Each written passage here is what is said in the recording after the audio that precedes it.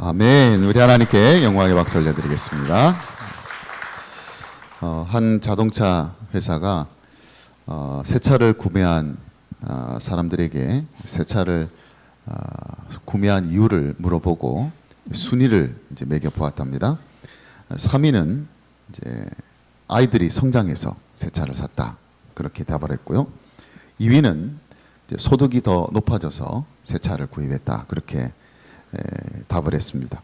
혹시 1위가 뭔지 아십니까? 새 차를 구입하게 된 동기 1위는 옆집 남자가 새 차를 샀기 때문이다, 그렇게 답을 했다, 그렇게 얘기를 합니다. 자동차 파시는 분들은 새 차를 산 사람 옆집을 공략하면 좋은 결과가 있지 않겠나, 그런 생각을 이제 하기도 합니다만, 이 사람들은 이 다른 사람들이 가진 것을 통해서 그것을 동기부여로 삼을 때가 종종 많은 것 같습니다. 낚시꾼이 희열을 낄 때가 언제냐 또 물어보니까 2위가 그 월척을 낚았을 때 제일 기쁘다라는 것이죠. 그럼 1위는요? 예, 옆 사람이 월척을 낚을 뻔하다가 놓쳤을 때, 그때 겉으로는 이렇게 하지만 속으로는 얼마나 기뻐하는지 모른다는 거예요. 예, 그래서 남이 가지고 있는 것, 또 남이 누리고 있는 것에 우리가 굉장히 영향을 많이 받고 민감하다라는 것을 우리가 알 수 있습니다. 이제 그런 삶의 태도 중에, 그러니까 다른 사람이 가지고 있고 다른 사람들이 누리고 있는 것에 대한 관심이 우리에게는 다 있고 그런 것에 영향을 다 받고 살지만, 그런 삶의 태도 중에 가장 위험한 게 뭐냐면 바로 그것을 탐내는 것이다라는 거예요. 그게 가장 위험한 일이다라는 것을 우리가 알 수 있습니다. 오늘 우리가 광야에서 배우는 수업 10번째 시간, 마지막 시간입니다만은, 오늘 이 제10계명은 내 이웃의 것을 탐내지 마라, 내 이웃의 소유를 탐하지 마라, 그런 계명입니다. 이 탐심의 문제를 다루고 있지만, 우리가 조금 더 구체적으로 좀 알아보기 위해, 살펴보기 위해서 늘 우리가 사용하던 틀을 가지고 한번 오늘도 생각해 보겠습니다. 이 10계명에서 말하고 있는 하나님은 어떤 하나님인지, 또 이 제10계명에서 보여지는 하나님의 백성은 특징은 어떤 것인지, 그리고 우리가 이 10계명을 통해서 무엇인가에 얽매여 있다면 우리가 어디로부터 우리가 자유함을 얻어야 될 것인지 차례로 여러분에게 말씀을 드릴까 합니다. 먼저 이 제10계명을 통해서 우리가 만나게 되는 하나님은 어떤 하나님이냐, 보게 되는 하나님은 자신만을 온전히 갈망하기를 원하시는 하나님이시다, 그렇게 볼 수 있습니다. 오늘 17절 말씀을 다시 한번 보시면, 내 이웃의 집을 탐내지 말라, 내 이웃의 아내나 그의 남종이나 그의 여종이나 그의 소나 그의 낙이나 무릇 내 이웃의 소유를 탐내지 말라. 우리가 얼핏 보기에는 다른 사람과의 관계에 대한 이야기를 하고 계시는 것 같지만, 근본적으로 따지고 가면 이것은 하나님과 관계되어 있는 아주 중요한 문제라는 것을 우리가 깨닫게 됩니다. 여러분, 탐낸다는 것은 쉽게 말해서 마음을 이제 빼앗긴 상태라고 볼 수 있습니다. 단지 부러워하는 게 아니에요. 그러니까 여기서 말하는 탐낸다는 것은 단지 부럽다 정도가 아니라 이미 남이 가지고 있는 것 때문에 마음을 빼앗기고 있다는 것이죠. 그러니까 남의 손에 있는 것이, 남이 가지고 있는 것이 내 마음을 지금 점령하고 있는 상태, 그게 바로 탐하고 있는 상태다라고 말씀드릴 수 있습니다. 이것을 우리가 영적인 시각으로 바라보면 이런 것이죠. 만약 우리가 그런 상태에 있게 된다면, 그러니까 다른 사람이 가진 그 무언가가 내 마음을 점령하고 있게 된다면 어떤 영적 현실이 일어나느냐, 하나님이 우리 마음 가운데 비집고 들어올 수 있는 틈이 사라진다는 거예요. 하나님께서 임하실 공간을 없애버리는 겁니다. 뭘 할 때? 우리가 누군가의 것을 탐함으로 그것이 내 마음을 점령하게 될 때. 그런데 단순히 이것은 다른 사람과의 관계 속에서 일어나는 그런 탐심의 문제로 끝나는 것이 아니라 이것은 하나님과의 문제로 나아갈 수 있게 된다는 것이죠. 그래서 이 마지막 제10계명은요, 제1계명하고 맞닿아 있습니다. 제1계명은 뭐죠? 나 외에는 다른 신을 두지 말라는 게 제 첫 번째 계명인데, 마지막 계명은 뭐냐면 내 이웃의 것을 탐내지 말라. 그런데 이것이 다 맞닿아 있어요. 왜냐하면 남의 것을 탐낸다는 것, 다시 말해서 탐심이라는 것은 내 마음속에 다른 신을 두는 것이기 때문에 그렇습니다. 그래서 사도 바울이 뭐라고 얘기하냐면, 골로새서 3장 15절에 탐심은 뭐다? 우상숭배다 그랬어요. 아시는데 지금 모른 척 하시는 거죠? 바울이 그런 말 했습니다. 탐심은 우상 숭배다 그랬어요. 예. 우상을 숭배하는 것이다 그랬습니다. 그러니까 이웃을 탐하는 것은 단지 다른 사람의 것을 부러워하는 상태가 아니라 그것 때문에 내 마음에 하나님 외에 다른 신을 두게 되는 일들이 일어난다는 거죠. 아까 다른 식으로 표현하자면 하나님이 들어오실 자리가 없어지는 거예요. 하나님이 이스라엘 백성들을 애굽에서 구원해 내셨을 때는요, 어떤 의도를 가지고 계셨을까요? 이제는 하나님만을 바라보는 백성으로 살기를 원하셨을 거예요. 하나님만을 그 마음속에 가득 채우면서 살기를 원하셨을 겁니다. 그런데 만약 이스라엘 백성들이 약속의 땅에 살면서도 여전히 하나님이 아닌 다른 무엇인가로 자기의 마음을 채우게 될 때, 그것은 하나님이 이스라엘 백성들을 구원해 내신 의도와 전혀 다른 방향으로 흘러가는 것이 되기 때문에 그렇다는 것이죠. 그래서 흔히 우리가 체스터톤이 했다는 말로 잘못 알려져 있지만 굉장히 유명한 말이 하나 있습니다. 그게 무슨 말이냐면, 그러니까 사창가의 문을 두드리는 모든 남자는 사실은 하나님을 찾고 있는 것이다. 그런 말을 했습니다. 그러니까 창녀의 집을 찾아간 남자들이 그 문을 두드리고 있을 때, 그 문을 두드릴 때 그가 찾는 것은 창녀가 아니라 알고 보면 누구다? 하나님이라는 거예요. 무슨 말일까요? 하나님만이 채울 수 있는 공간을 세상에 무엇인가로 채우려고 하는 인간의 욕망을 표현하는 말이라고 할 수가 있죠. 그 근본을 따지고 가보면, 사창가를 찾아가는 그 남자들의 그 근본을 따지고 가져보면 그 마음을 채울 수 있는 분은 오직 하나님뿐이신데, 그것을 하나님으로 채우려지 않고 다른 것으로 채우려는 거예요. 그래서 여러분, 이웃의 것을 탐내지 말라는 이 10계명을 하나님의 관점에서 보면 이런 것입니다. 나만이 채울 수 있는 공간을 다른 사람이 가진 어떤 것으로 채울 생각하지 마라. 그러니까 너희들이 무엇인가를 정말 탐해야 한다면 그것은 바로 나 여호와 하나님, 나를 탐해야 된다. 바로 그 말씀입니다.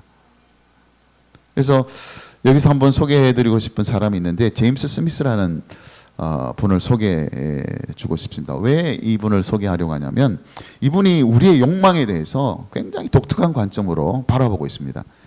무슨 말이냐면, 이분이 인간을 어떻게 규정을 했냐면, 인간은 본질적으로, 근원적으로 사랑하는 바에 의해서, 그러니까 욕망에 의해서 규정되는 피조물이 바로 인간이다. 그렇게 말했습니다. 이걸 쉽게 풀어서 설명하면 이런 겁니다.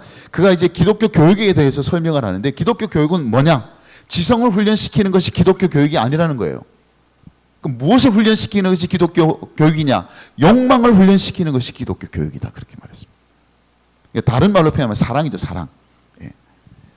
그리고 기독교의 영성이 도대체 뭐냐? 기독교의 영성은 지성을 통해서 오는 것이 기독교의 영성이 아니라 욕망을 통해서 형성되어지는 것이 기독교의 영성이다. 다시 말해서 우리의 욕망이 바른 방향성을 가지게 되는 것이 기독교의 영성이라는 거예요. 우리의 왜곡된 욕심, 우리의 왜곡된 욕망들. 그래서 바로 나아가야 되고 바로 찾아가야 될 그 욕망이 엉뚱한 곳으로 흘러가는 것을 바로 잡는 것이 바로 기독교의 영성이다. 그렇게 표현했습니다. 제가 언젠가 쇼핑몰의 영성에 대해서 말씀드린 적이 있습니다. 우리가 교회를 마치 쇼핑몰에 가는 것처럼 여겨서는 안 된다는 취지로 말씀을 드렸죠.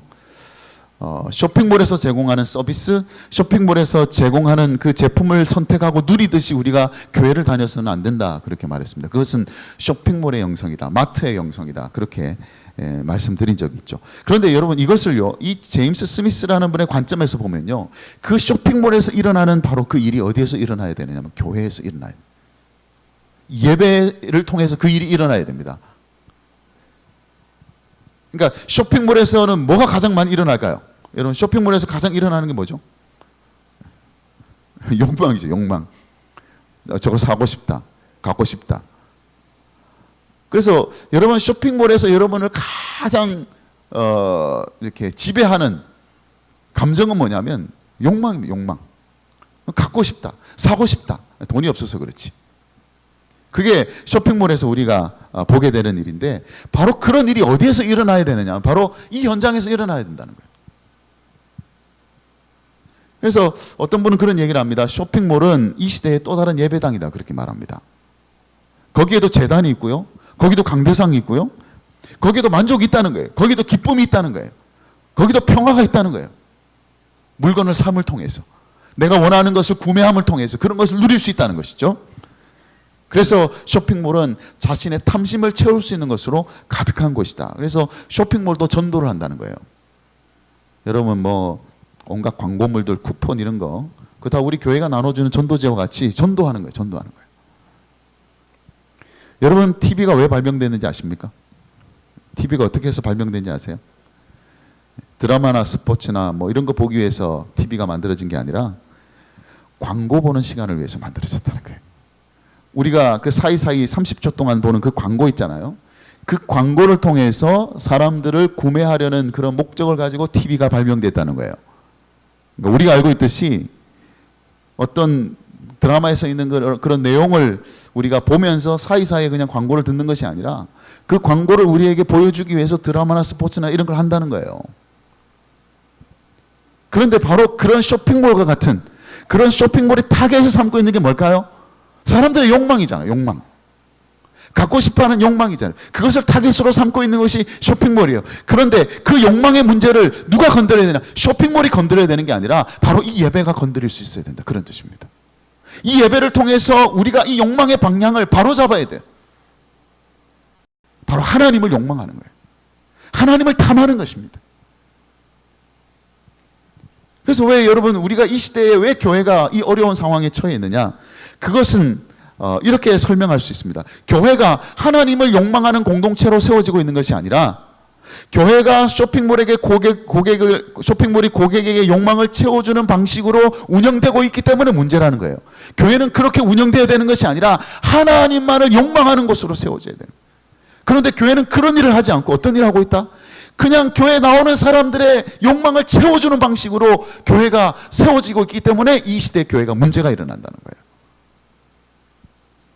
그런 관점에서 본다면요, 이 제10계명은 하나님이 우리에게 주신 10가지 계명들을 정말 결론을 내리는 정말 탁월한 결론이라고 볼 수가 있습니다. 왜 그러냐? 하나님이 이 10계명을 주신 가장 근본적인 목적은 우리를 그만큼 독점하고 싶어 하자는 거예요. 우리를 하나님의 백성 삼으시고 그래서 하나님만이 오직 하나님만이 되고 싶으신 그런 갈망이 이 10계명에 담겨 있는데 이 마지막 계명이 무엇을 우리에게 요구하고 있느냐? 그렇다면 우리가 정말 추구하고 우리가 정말 욕망해야 될 분이 누구냐? 그 대상이 바로 이 계명을 주신 하나님이시다라는 것이죠.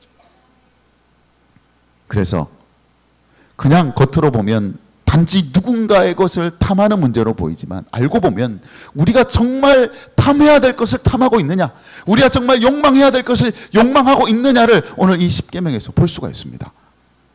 그래서 저는 저와 여러분이 이 세상에 있는 어떤 것을 탐하거나 누군가 가진 것을 부러워하기 이전에 무엇보다도 하나님 그분을 탐할 수 있는, 하나님 그분을 욕망할 수 있는 여러분들이 될 수 있기를 주님의 이름으로 축복합니다.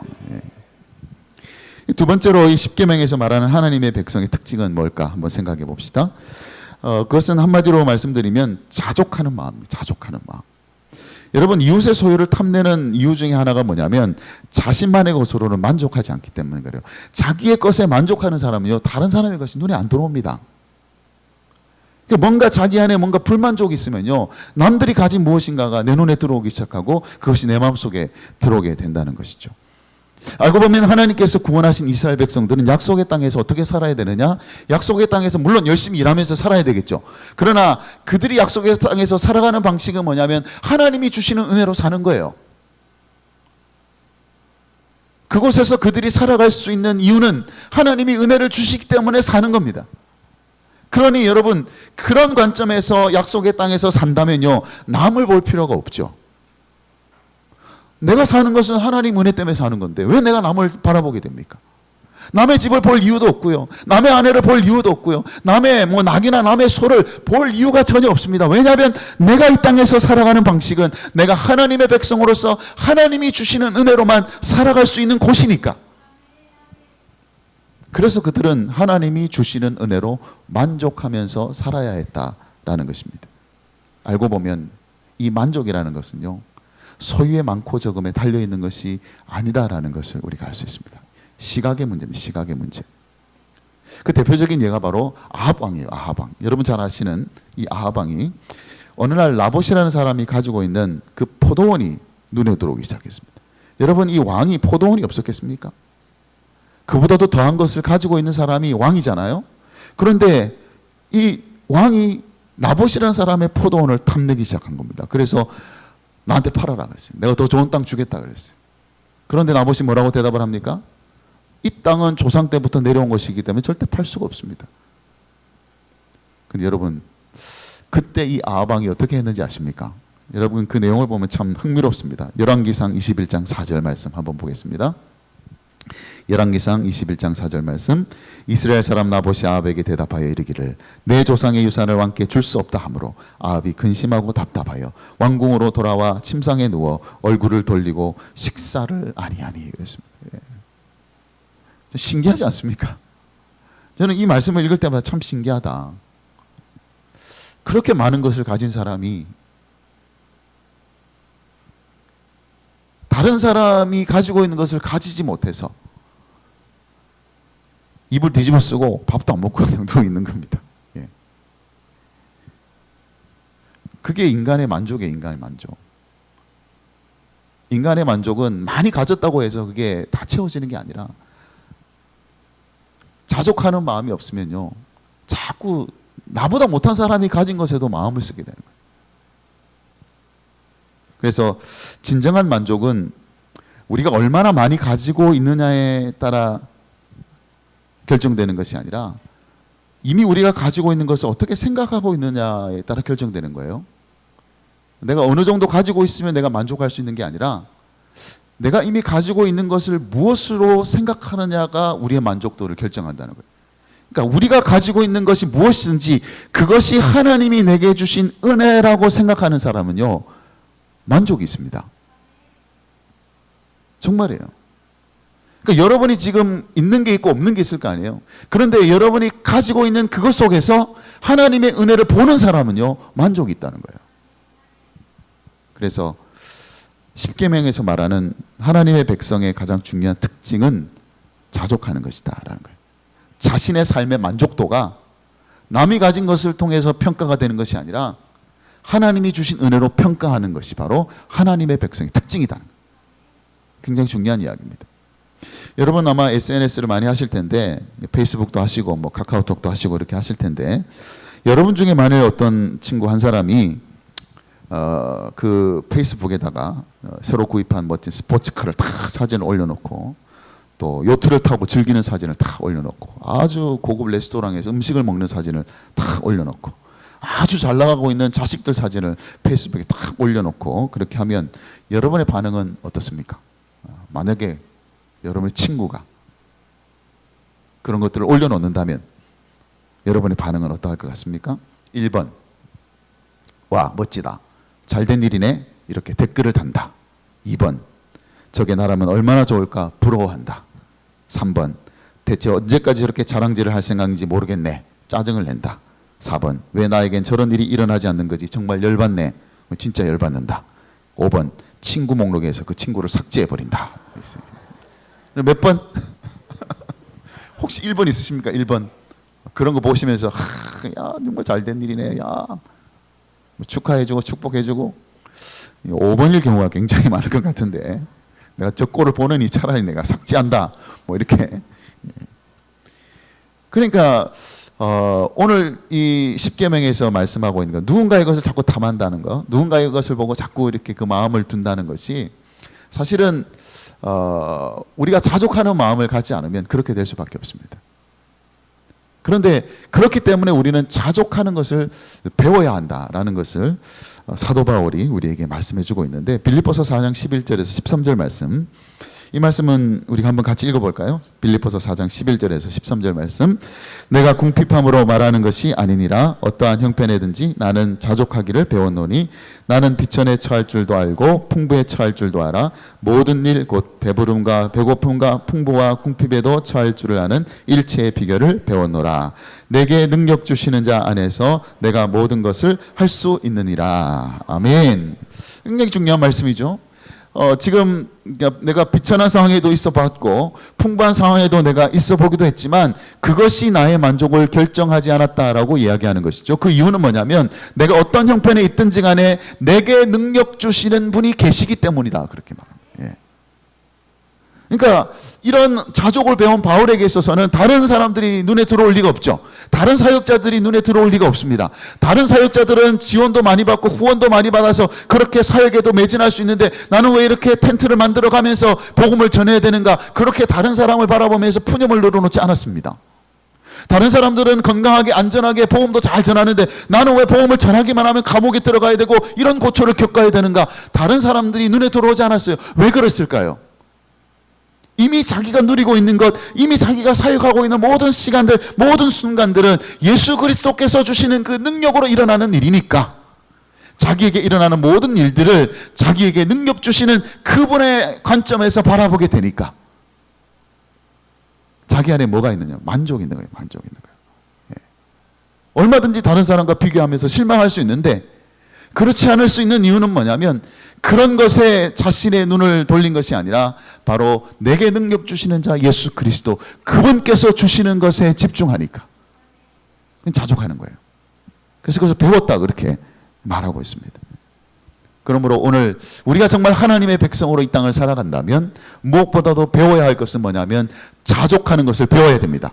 여러분 그것을 배우려면요 내게 주시는 자, 내게 능력 주시는 자 안에서 내가 모든 것을 할 수 있다. 다시 말하면 내 상황이 어떠하든지 간에 거기에서 주시는 하나님의 은혜를 따라서 나는 얼마든지 내게 주어진 삶을 살아갈 수가 있다. 다른 사람이 가진 집이 없어도, 다른 사람이 가진 아내가 없어도, 다른 사람이 가진 소나 나귀가 없어도 이미 내게 주시는, 내게 능력 주시는 그분이 내게 주시는 그것을 통해서 나로 하여금 살아갈 수 있는 힘을 주시니까 나는 얼마든지 만족할 수 있다는 거예요. 그게 하나님의 백성입니다.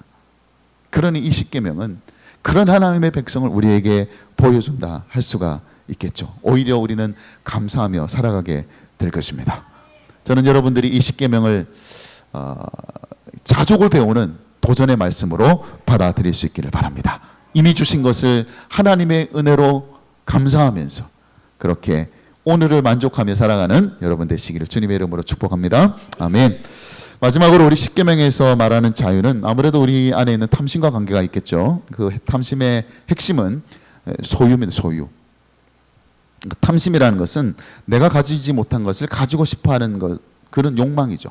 소유의 욕망을 바로 탐심이라고 할 수 있습니다. 그러면 우리가 어디서부터 우리가 자유함을 얻어야 되느냐? 바로 이와 같은 소유의 욕망으로부터 우리가 자유함을 얻어야 됩니다.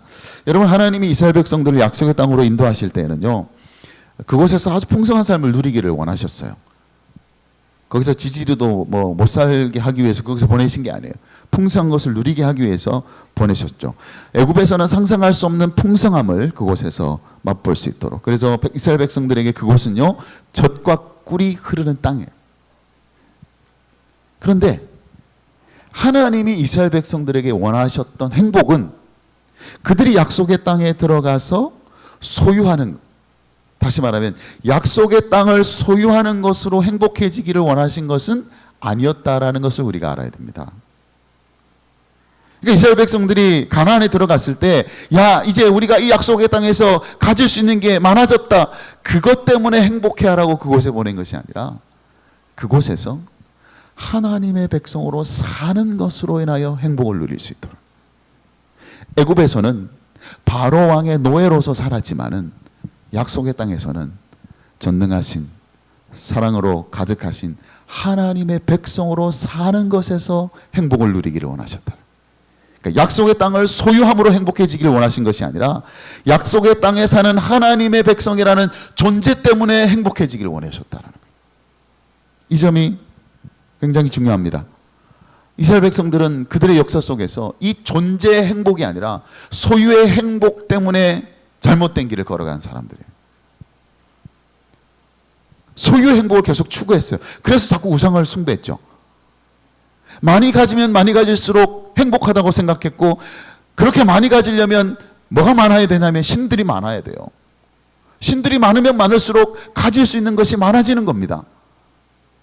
그래서 이스라엘 백성들은 그렇게 약속의 땅에서 소유함을 통해서 행복을 누리기를 원했기 때문에 그들의 역사가 잘못된 역사로 흘러갈 수밖에 없었다라는 것이죠. 그래서 우리가 이 십계명을, 이 제10계명을 통해서 보게 되는 우리가 누려야 될 자유라고 한다면 그런 소유의 욕망으로부터 자유해야 되는데 그것은 우리의 존재가 누리게 되는 기쁨을 인하여서 행복을 누려야 된다.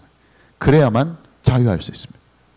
나라는 존재가, 하나님의 백성이요 하나님의 자녀라는 이 존재가 나에게 행복을 줘야 돼요. 나에게 기쁨을 줘야 돼요.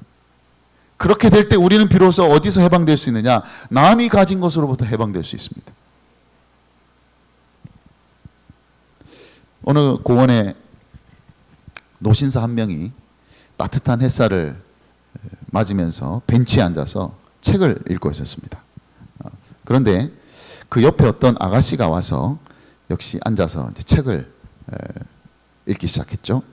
근데 이 아가씨는 방금 전에 편의점에 가서 크래커 한 봉지를 사가지고 그 벤치에 앉아서 책을 읽기 시작했습니다. 이 아가씨가 이제 크래커를 먹으면서 책을 보고 있는데 이상하게 크래커가 줄어드는 속도가 빨라지는 것 같은 거예요. 자기는 분명히 하나 먹었는데 봉지를 넣어보면 많이 줄어 있는 거죠. 그래서 옆을 슬쩍 보니까 이 노신사가요, 저기 봉지에 손을 슬쩍 넣더니 크래커를 집어먹는 거예요. 내가 하나 집어먹으면 자기도 슬쩍 하나 집어먹고. 그래서 좀 열도 받고 이렇게 화도 많이 나는데 설마 계속 그렇게 하겠나 싶어서 그냥 이제 넘어갔답니다. 그런데 이게 뭐 계속 집어먹는 거예요. 계속 집어먹는 거예요. 그래서 눈은 책을 보고 있는데 생각은 어디로 가 있냐면 이 크래커에 가 있는 거예요. 내용이 하나도 들어올 리가 없죠. 그래서 그 크래커에 신경을 씁니다. 계속 집어먹는 그 노신사를 의식하면서 결국 이 크래커 같은 봉지가 점점 사라지면서 딱 하나가 남게 되었습니다. 좀 화가 났어요. 그래서 이제 딱 째려본 겁니다. 노신사를 확 째려보면서 마지막 하나만큼 내가 먹어야 되겠다 그래가지고 냉큼 마지막 남은 크래커를 탁 먹으면서 완전히 막 뭐 이런 사람이 다 있어, 이런 눈빛으로 확 째려봤다는 거예요. 그런데 이 노신사 반응이 더 기가 차죠. 그렇게 째려본 아가씨를 싹 미소를 지으면서 웃더니 싹 일어나서 가더라는 겁니다. 가고 난 다음에 이제 책을 보려는데 책이 읽어지겠어요? 책이 내용이 눈에 안 들어오겠죠. 노신사 생각이 열받아가지고 책 눈도 안 들어오고 씩씩거리고 있는 거예요. 약 올리고 마치 떠난 것처럼. 그래서 도저히 여기 앉아서 책을 못 읽겠다 싶어 자기도 이제 일어나는데 자기 무릎에서 크래커 봉지가 하나 툭 떨어지는 겁니다. 뜯지도 않은 그 크래커 봉지가 자기 무릎에서 툭 떨어지는 거예요. 알고 보니까 진실은 이런 것이었죠. 노신사가 자기 크래커를 먹은 게 아니라 자기가 노신사가 먹고 있는 크래커를 먹은 거예요. 예. 여러분, 이 아가씨가 남의 것을 빼앗아 먹으면서도 화가 나가지고 그 따뜻한 햇살, 그 벤치에서 누릴 수 있는 거 있잖아요. 따뜻한 햇살, 그리고 그 흥미로운 책 하나도 보지 못하고 하나도 즐기지 못하고 그 크래커에 엄청 뭐 정신이 팔려가지고. 그런데 그 노신사는요, 자기 거 다 뺏기고 있는데 노신사가 볼 때는 자기가 기가 차지 않겠습니까? 이 멀쩡한 아가씨가 왜 남의 크래커를 그렇게 집어먹나 싶겠죠. 그런데 그 노신사가 웃으면서 아무렇지도 않다. 오히려 따뜻한 햇살을 받아가 자기가 벤치에 앉아서 누리려고 했던 그 모든 것들이, 그 따뜻한 햇살과 자기가 읽고 싶었던 그 책들을 다 즐기면서 떠나간 겁니다. 두 사람의 차이가 뭘까요? 여러분, 이 벤치에서 아가씨의 행복은 어디에 달려 있었습니까? 크래커에 달려 있습니다. 내 거를 왜 가져가냐는 거예요. 내 거를 왜 먹느냐는 거예요. 내가 소유한 것을 왜 가지고 가느냐는 거예요. 그래서 지금 자기가 벤치에서 누리려고 했던 것 있잖아요. 그 따뜻한 햇살과 자기가 읽고 싶었던 그 책을 읽는 그 순간을 다 잃어버려요. 반면 이 노신사는 그 크래커 때문에 벤치에서 누릴 수 있는 행복을 빼앗기지 않았습니다. 옆에 있는 아가씨가 자꾸 자기 크래커를 먹는데도 불구하고 그것 때문에, 내 것을 먹는다는 그것 때문에 마음의 분함이 일어나고, 그래서 자기가 이 벤치에서 누릴 수 있는 그 따뜻한 햇살과 자기가 읽고 싶었던 그 책의 내용을 빼앗기지 않고 끝까지 자기가 벤치에서 누릴 수 있는 것들을 누리면서 떠나간 사람. 어떤 의미에서 이 아가씨는요, 소유에 집착한 사람이고, 그 노신사는 자기 존재에 집중했던 사람이에요. 크래커가 아니야, 나죠, 나. 내가 지금 왜 여기에 있느냐는 거예요. 여러분 그리스도인들은요, 자기 소유를 통해서 행복해지는 사람이 아니고 자기 존재를 통해서 행복해지는 사람. 그게 바로 하나님의 백성, 그리스도인입니다. 그러니까 우리가 하나님의 백성이라는 존재로서 누리는 것에 집중하는 거예요. 내가 가진 것 때문에 내가 행복한 것이 아니라 내가 그리스도인이기 때문에, 내가 하나님의 백성이기 때문에 누릴 수 있는 것들이 많잖아요. 마치 그 노신사가 벤치에서 누릴 수 있었던 것을 다 누렸듯이 우리도 하나님의 백성이라는 그 존재 속에서 누릴 수 있는 그 구원의 기쁨, 그 예배 감격, 찬양의 능력, 그 복음의 능력, 성도의 교제, 하나님 나라의 꿈, 하나님의 백성만이 누릴 수 있는 것, 하나님의 자녀만이 누릴 수 있는 그것, 그 존재만이 누릴 수 있는 그것에 집중하면서 살아가게 될 때 그것이 우리의 행복이 되어야 되죠. 그렇지 않습니까? 지금 여러분이 뭐 가진 것이 별것 없어도 여러분이 하나님의 백성이라는 그 존재로서 이 자리에 앉아 있다는 것, 이 예배 자리에서 하나님을 찬송할 수 있다는 것, 하나님을 예배할 수 있다는 것, 여러분 그게 우리의 행복 아니겠습니까? 그래서 여러분 소유의 집착으로부터, 우리가 무엇인가를 가지는 그 욕망으로부터 자유하기를 원한다면 여러분 존재를 통해서 행복을 누릴 수 있어야 됩니다. 내가 하나님의 자녀이기 때문에 행복할 수밖에 없는 바로 그것, 그것이 우리로 하여금 이런 소유로 인하여 얽매이는 삶에서부터 자유케 한다는 것을 우리가 다시 한번 기억하고, 이런 의미에서 저는 여러분이 소유의 욕망에서 해방될 수 있기를 바랍니다. 그래서 지금 하나님의 은혜를 누리고 있는 하나님의 백성, 하나님의 자녀라는 그 존재 속에서 행복한 삶을 살아가게 되기를 주님의 이름으로 축복합니다. 아멘. 자, 여기까지 우리가 이제 광야 수업 10가지 10계명을 다 나누었습니다. 사실 이 광야 수업을 통해서 우리가 배운 것들은요, 우리가 광야 같은 세상을 통해서 우리가 세상을 살아가는 방식이라고 볼 수가 있습니다. 하나님을 사랑하는 방식으로, 이웃을 사랑하는 방식으로 우리가 살아야 함을 보여주고 있고, 그래서 우리는 이 십계명을 통해서, 이 광야 생활을 통해서 우리가 따라야 할 하나님은 어떤 분이신지를 늘 기억해야 되고, 우리가 이 광야에서 하나님의 백성으로 산다는 것이 어떤 것인지를 늘 기억해야 되고, 결국 우리는 이런 과정을 통해서 자유함을, 진정한 자유함을 누리는 삶을 살아야 한다는 것을 여러분들이 다시 한번 확인하면서 십계명을 단순히 우리를 얽어매는 하나의 어떤 규정으로 생각하지 마시고, 이렇게 우리를 자유케 하시는 하나님의 은혜인 것을 알고 그런 십계명의 은혜를 따라, 그런 삶의 방식을 따라 살아가게 되는 저와 여러분 되시기를 주님의 이름으로 축복합니다. 아멘.